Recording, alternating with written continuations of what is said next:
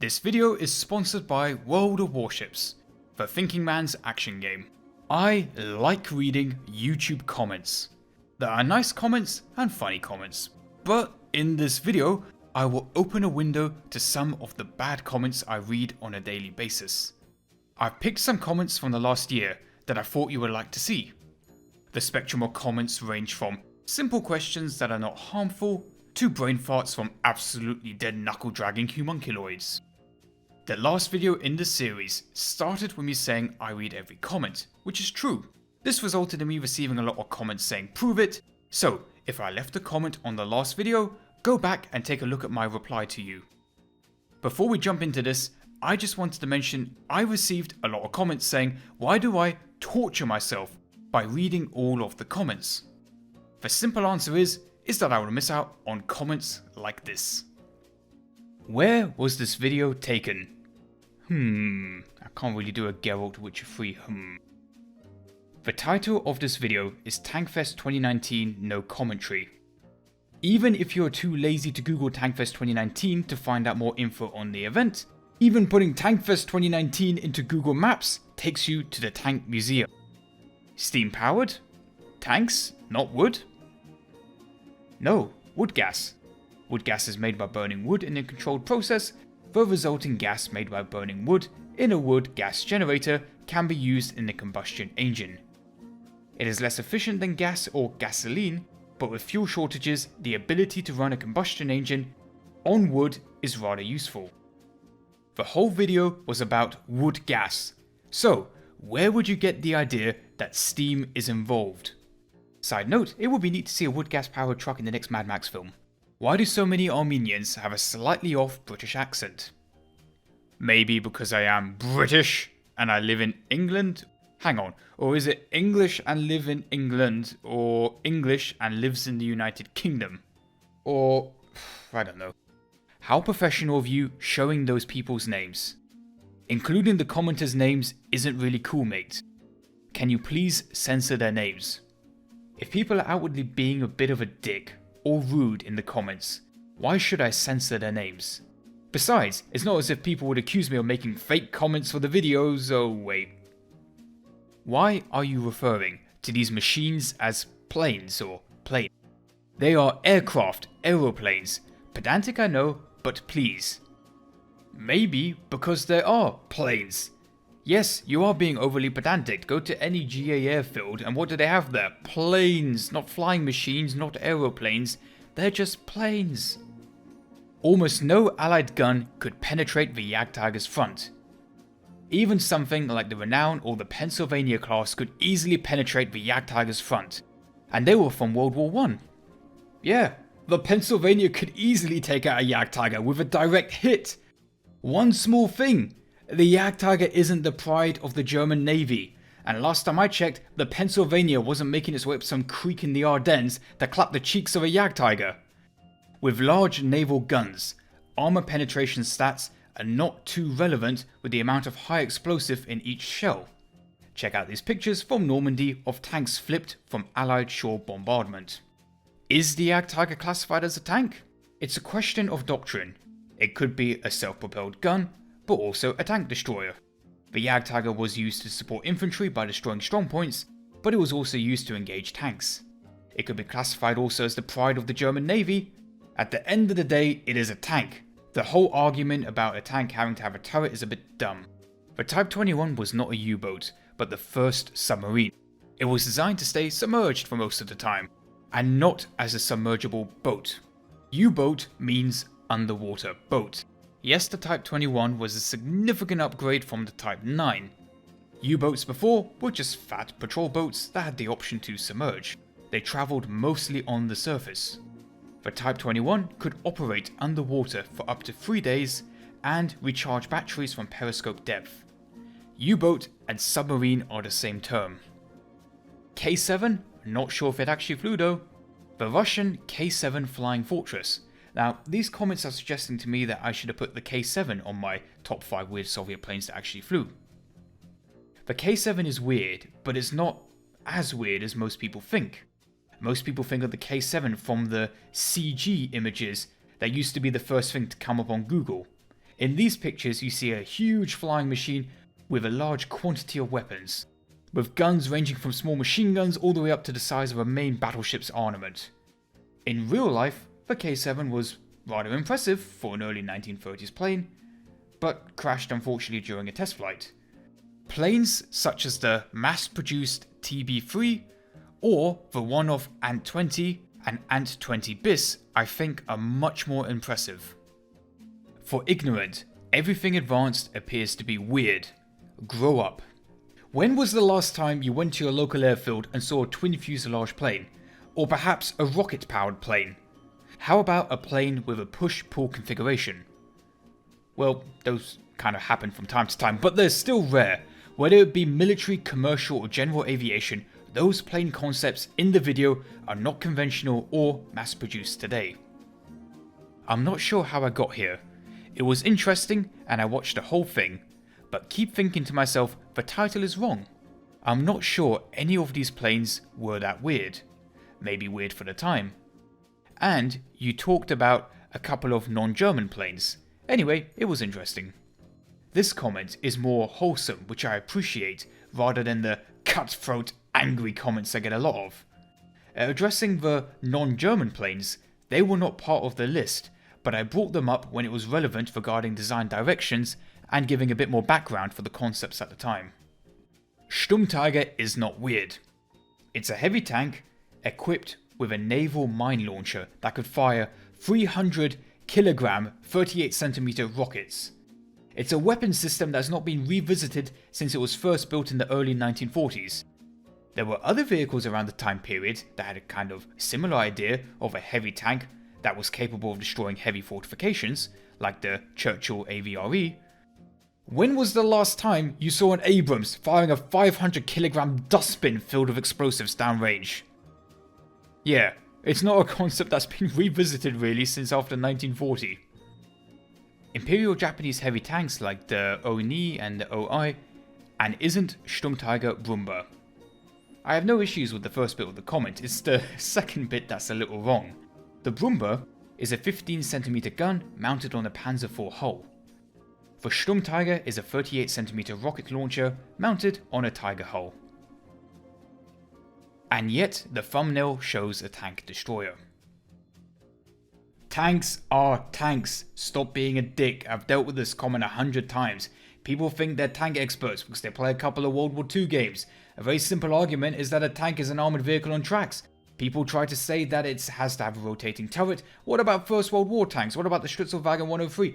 Yes, there are different categories of tanks. Tank destroyer, SPG. Modern vehicles define what tanks are, such as infantry fighting vehicles and armoured track reconnaissance vehicles. The line is blurry between categories, as some tanks are multi-purpose, other countries have different idea of what a tank's role is.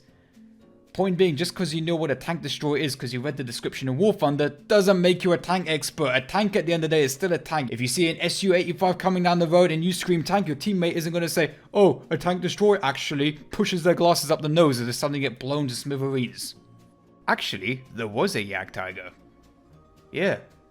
I did a whole bit in the video about it. What are you on about? That's a fake tank. The RBT-5 was a real tank. There was a prototype made, but still it is rather silly to see a BT-5 with two giant 250 kilogram rockets on both sides of the turret. Wait. If the Bagger is a coal mining machine powered by a coal plant, how is that worthwhile? Have they accidentally invented perpetual motion? What? I don't even know, mate. Why km? Well, I'm assuming he means kilometers. It was designed around metric units, and every other country in the world other than America uses metric. There's also a Japanese version of this. Are you talking about the MXY-7 Oka? For Cherry Blossom. In reference to the manned V1 mentioned in the video, next time please give context to what you're talking about. There were many planes discussed in the video, so it would be nice to know what you are talking about. When it comes to one-way planes, the manned V1 was powered by a pulse jet, whereas the Cherry Blossom was powered by tri-solid fuel rockets. I can see what you mean though. The concept of a one-way plane is the same. Small subtext, the Germans were meant to have parachutes for bailing out before impact, but realistically I don't think that would have worked. Well, proven fact and undeniable fact. If the V2s were finished, we would all speak German now. Okay, even if the V2 project started magically 1 year earlier, it wouldn't have changed anything in the war. Even if V2 launch sites weren't bombed to bits before they could even operate. Nothing would have changed. The amount of damage caused by the rockets and their low accuracy wouldn't have changed the outcome. The sad thing is that the V2 killed more people making it than the people on the receiving end. It is sad because most of the people involved with the production of the V2 were forced labourers, which are basically slaves, and they died making the V2s. 120 troops weigh as much as a tank?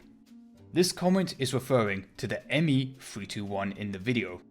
The Me-321 being a large transport glider. There may be more lifting capacity for people, but there's not enough space to fit in more passengers. In the configuration for infantry transport, it was already very cramped.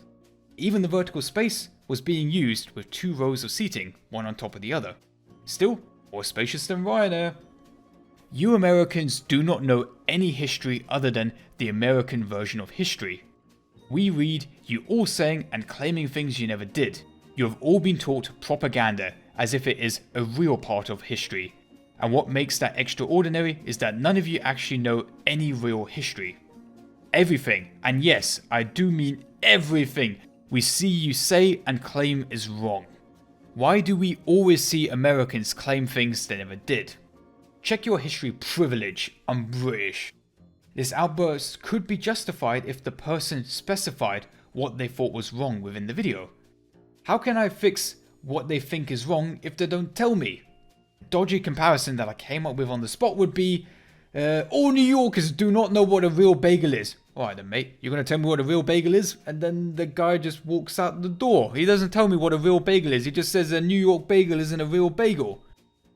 Can I have a 1-year subscription to that aimbot please? The footage in this video was captured from streams. If you want to see me miss my shots, then just watch me on stream. Find me on Twitch / the Iron Armenian aka GI Hikes, link in the description below. You do realise tons is an imperial unit, yes? Metric ton, a mass of 1000 kilograms. Hetzer is slow ASF, and got a long reload time for its tier. Okay, what are you talking about mate? I don't know if you're talking about War Thunder, World of Tanks, or maybe some other game. In the case of real life, the Hetzer was underpowered and slightly overweight. It had a long reload time because the gun was meant to be loaded from the right hand side, but in the crew configuration had the loader sitting on the left. The poor loader had to reach over the gun breech in cramped conditions to load shells. Weird Nazi planes, info on F-82 and Strato launch. I can easily make top 5 videos in the style of Watch Mojo. Bam, bam, bam, done. I enjoy going into depth in my top 5 videos and going out of my way to find info on weird and odd tanks or planes. You can go and just type top 5 tanks into Google and what are you gonna get? I'm guessing off the top of my head, let's see, Russian tank with fire jet extinguisher, the Dick and Balls silencer tank, Tsar tank, maybe the Chrysler TV8. Ooh, who can forget the German Kugelpanzer? Every generic top 5 list keeps stealing from the same or 20 or so vehicles, stealing these vehicles continuously from each other. In the context of this comment, I was explaining how twin fuselage planes are a dead concept. The last mass-produced twin fuselage plane was the F-82. The only other noteworthy twin fuselage plane in recent history is the Strato launch, which is a one-off design. See, these people can understand. My top 5 videos aren't top 5 generic lists, they are miniature documentaries. But I use the title top 5 because I like kind of, taking the concept and then actually making something mildly watchable. Where did you find the kill stats for the HE-162? I read that all the records were lost, so we don't really know how successful they were. kill records for the HE-162. The 162 barely reached operational status before the end of World War II. There is only one recorded HE-162 kill, and it is disputed. Given the utter stupidity of wartime German military aircraft procurement, calling the HE-162 the worst or waste of time makes on your part no real sense, and is rather a bit of lazy and weak analysis. How is the HE-162 the worst combat plane? What I find hilarious about the HE-162 is, well, basically everything about it. A wooden jet-powered fighter plane. The plane was being assembled in caves underground late 1944-ish to early 1945. The plane never scored any confirmed kills, like I was saying to the last commenter. Issues with the glue quality led to the plane sometimes falling apart mid-flight. It took too long for the HE-162 to go through development to production to get to the front lines, so it never actually saw major action. The HE-162 wasn't all too bad when you look at the impact it had on nearly all modern jet aircraft, military or civilian. Seriously, it contributed nothing long-lasting to aviation. Before we continue with today's video, I must bring you a very important message from World of Warships. World of Warships is the game where you can live out your fantasy of Germany actually having an aircraft carrier during World War II. World of Warships is the perfect balance between action and strategic gameplay. You can play as a tiny torpedo boat that zooms across the seas, up to heavy battleships where the only limit of your destruction is how long it takes to fire their main guns. Literally firing small cars worth of weight. There are currently over 300 ships that you can play across 10 different nations. The game is alive, receiving steady updates with new missions, events, and of course, ships. Because everyone is at home trying to flatten the curve by self-isolating, Wargaming is giving away extra content to new players signing up. Remember to use the code READY4BATTLE2020 when you create your account. If you use this code when signing up, you get access to 700 doubloons, 7 days of World of Warships premium membership, 1 million credits, 2 port slots, 2 premium ships, USS Charleston with Stars and Stripes custom camouflage, my freedom! Japanese ship that I cannot pronounce with Lunar Warrior custom camo, for Oni-chan. Come and join over 30 million players worldwide that are playing World of Warships. I do agree, stop using metric. Systems from countries that haven't landed on the moon or won world wars are invalid. Oh, I'm sorry, I don't speak to people that lost to Vietnam farmers. Anyway, NASA uses metric, American military uses metric, and we just stop using imperial. What the fuck is a cup of flour? I have like 20 cups in my house. They're all different sizes. Are mugs okay to use for recipes? Just use metric. Grams, kilograms, liters is so much more simpler.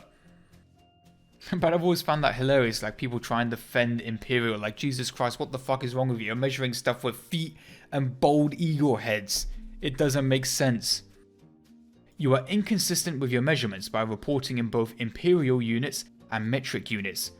Also, you feign an English accent, but use the USA Z instead of the English Z. Sometimes you have to use imperial units, even if you don't want to. Naval gun calibers tend to be in inches, British gun calibers tend to be in pounds, airplane speed in knots, and height in feet. About my pronunciation of Z and Z, it is pronunciation, it's personal. I know as someone from the UK I should say Z, but I sometimes just use both. Zebra, zebra. Yeah, I suppose for naming stuff though, for my mini documentaries I should be using the historical appropriate words. That would be the way to go. For example, HE-111Z. Yeah, the 262 is one of the most famous German planes, not a secret. I'm gonna assume that the commenter didn't even watch the video, as the plane in the thumbnail is a rare variant of the Me-262. I didn't even put it on the top 5 list, I just referenced it. What makes this 262 special is that it has a propeller in the nose. It was an early prototype for testing. It's kind of funny, people say the red circle isn't necessary, but this might actually be one of the few cases where the red circle was needed. Instead of making another bomb, they could have made another fighter. I'm not sure if this comment is asking about whether the resources used for V1 could be used to make a fighter plane, such as a FW-190, or if a V1 can be used to make a pulse jet fighter. The idea of pulse jet fighter planes was tested and the results were very unfavourable. This leads off perfectly to our next comment. Anyone know much about the capabilities of the manned V1? I wonder how it would have performed if it was given a cannon instead of bombs and used for anti-bomber missions instead of idiot missions. During Germany's emergency fighter plane development program in 1944, the proposal for planes powered by pulse jets came up. Experiments were done to see if this was feasible. Long story short, pulse jet engines are not good.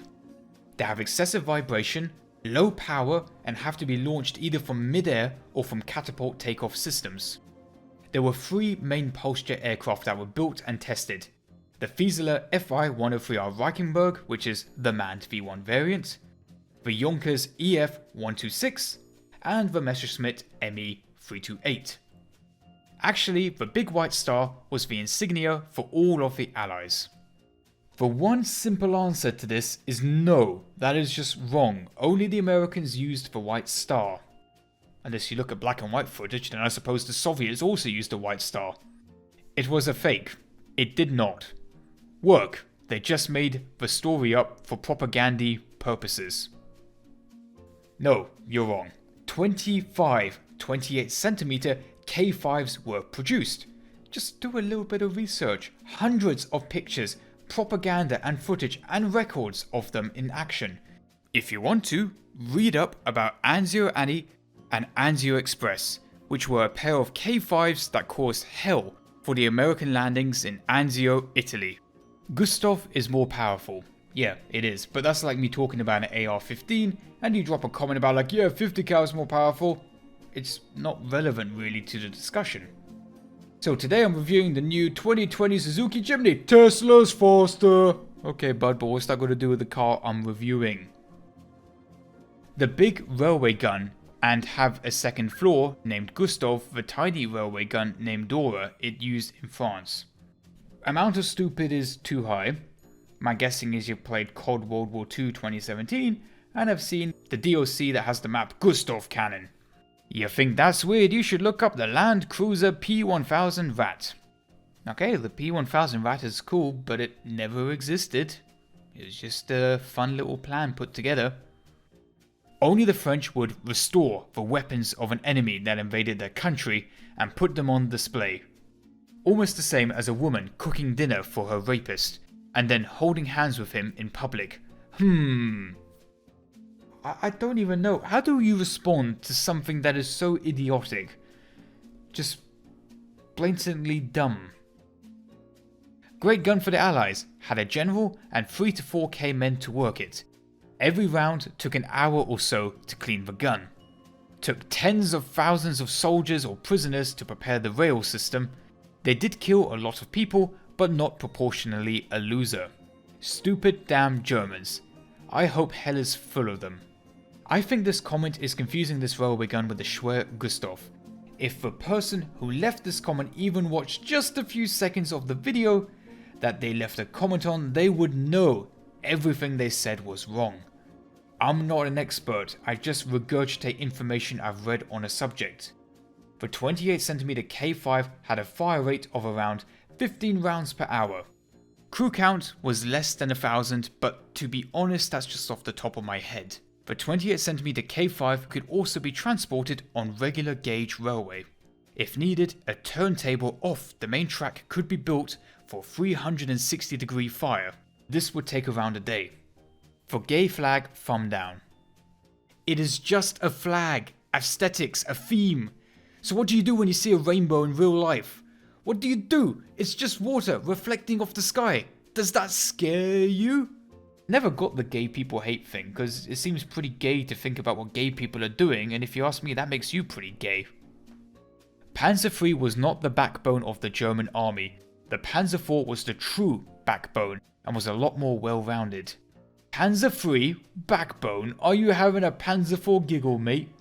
The Panzer III was available in much higher quantities at the beginning of the Second World War. It was in service for the invasion of Poland and the Low Countries and France. It was after 1941 that the Panzer IV was available in large numbers. Even then, production number wise, the Panzer III and IV were relatively equal at the end of the war. The Prinz Eugen is an Austrian ship, because Prince Eugen from Savoyen was an Austrian general in the Habsburgen Reich, and now everyone thinks he was German general in the World War II. It was a ship named after an Austrian, but was commissioned for the German Navy, crewed by German soldiers that fought for the German war machine. But yeah, Austrian battleship. Yeah, the Bismarck is totally Prussian because, Bismarck was Prussian by that logic. The once unstoppable German army, anyone who even has a basic understanding of World War II economics and strategic constraints of Germany knows this was an unwinnable conflict if Germany met resistance. Once faced with an attrition battle, Germany's defeat was suddenly a very real possibility. In my sentence, I say once, as in once unstoppable. The comment even quotes me saying once. I'm not saying the German army was unstoppable because we all know how it went down. I'm saying it was kind of scary when all of Europe was under new management for a bit. Why the hell didn't Germany run a massive strategic bombing? Limited manufacturing capabilities, geography with vast distances, RAF, fuel shortages within the opening weeks of Operation Barbarossa, and best of all, Germany did run a massive bombing campaign. Ever heard of the Blitz? It just turns out one country had damn fine planes with a coordinated air defense network. It also may have not helped that Germany was geared more to close air support rather than heavy bombing. Why didn't World War II Germany stick with producing the Panzerfaust, which was proven effective, instead of all these ex-players detrimental anti-tank thingies? The Panzerfaust 60 was produced in large numbers in late 1944. So until then, this magic anti-tank grenade with fins was all you had for light handheld anti-tank weapons. Unless you wanted to use a heat round with a magnet stuck to it if you're brave enough. Because other than that, there's no other anti-tank solution that was handheld. Great fort, but two massive failings. 1. They were outsmarted and by well-armed Nazis. And 2. It was dreamed up and manned by the French. I know there wasn't other failings, but the French badly led by old idiots, and they truly lacked the skills of a true fighting force, but God bless their brave souls that didn't surrender. Fucking hell, there was no full stop in that entire sentence! This video is about the Southern Maginot Line, the Alpine line which covers the area along the French-Italian border. Monte Grosso was the fortress I had the opportunity to visit. It was successful in holding back the Italians, and it did its job perfectly until armistice in France was declared. All this information I mentioned within the video. In part 3 of this series, you can see a place where one of the main batteries of the fortress even took a direct hit from an Italian shell and still continued operating. France is a shit country, it was then and it is now. Okay, buddy. Congratulations, you subjected your lungs to about 5,000 different fungal spores by walking around in there without a filter mask. Enjoy your soon-to-be deteriorating breathing capacity. The long, cold, dark, abandoned hallways of the mountain fortress that stretches 1 kilometer into the side of a mountain were surprisingly well ventilated. The fortress has a natural airflow that helps keep the air from going foul. But thank you for your health concern. The Horten wasn't on this list, because it is on another of my top 5s. I don't really like to reuse vehicles between my different lists. Stealth Fighter, now that's a subject I would challenge. The only reason the 229 was harder to pick up on radar was that it has a mostly wooden construction, and the jet engines are located inside of the wing roots. The low radar cross-section is an unforeseen bonus of the Horten brothers' love for their flying wing design. Flying wings are ideal for aviation due to their low drag because there is no tail section. But the downside of not having a tail section is less flight stability. It was not designed to be a stealth fighter, it just so happened to work out like that. We're almost at the end of today's video, so I thought I would end it with some Armenian hate comments. I get loads of hateful comments from Turks, so I thought I would mix it up with some Azerbaijan comments. I hate Armenians. Wish Azerbaijan invaded Armenia. Fuck you, Armenia, I hate your loser country. You'll never get our Azerbaijan. One day you will lose all your resource and artillery. One day we'll fuck your soldiers and get back our thing I can't pronounce back. You loser country. If Russia didn't help you, you all almost died. Your sense of humor sucks. We Armenians are the ones who committed the massacres. Russian archive have the proof. Thank you for watching. I hope you enjoyed the video. If you want to see part 1 of this video because you haven't already lost faith for mankind, there will be a link down below. If you want, subscribe so you can stay tuned for part 3 of this series. I have way too many of these bad comments stockpiled, so it's only fair that I share it with you. Take care for now, bye.